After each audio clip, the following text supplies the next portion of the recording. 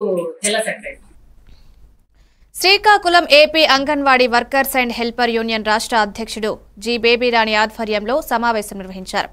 అంగన్వాడీలకు వేతనాలు పెంచాలని, తల్లికి వందనం, సంక్షేమ పథకాలు అమలు చేయాలని డిమాండ్ చేశారు.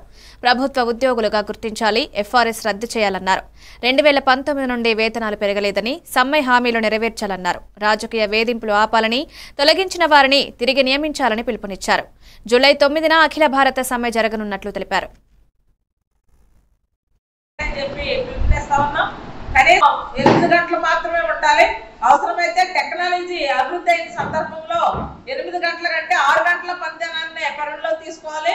అలాగే గతంలో చెప్పారు ప్రభుత్వాలు, మేము 6 రోజులు పని చేస్తాము, ఒక శనివారం కూడా సెలవు ప్రకటిస్తామని చెప్పిన వాళ్ళు ఈ రోజున 10 గంటల పనిదినం అనేది చేయడం చాలా దుర్మార్గం. కార్మికుల యొక్క శ్రమని కార్పొరేట్లకి దోచిపెట్టడానికే 10 గంటల పని అనేది తీర్మానం చేసింది కూటమి ప్రభుత్వం. దీన్ని వెనక తీసుకోవాలి.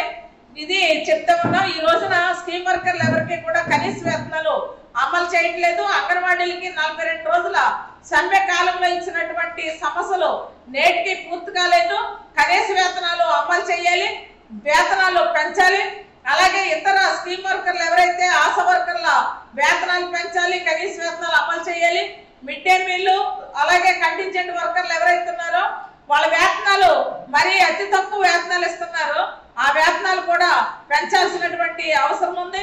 అనేక చోట్ల అంగన్వాడీల మీద, ఆశా మీద, మిడ్ డే మీల్ వీళ్ళందరి మీద కూడా రాజకీయ వేధింపులు చాలా తీవ్రంగా ఉన్నాయి. వేధింపులు అరికట్టాలి. తొలగించినటువంటి అంగన్వాడీలని విధుల్లోకి తీసుకోవాలి.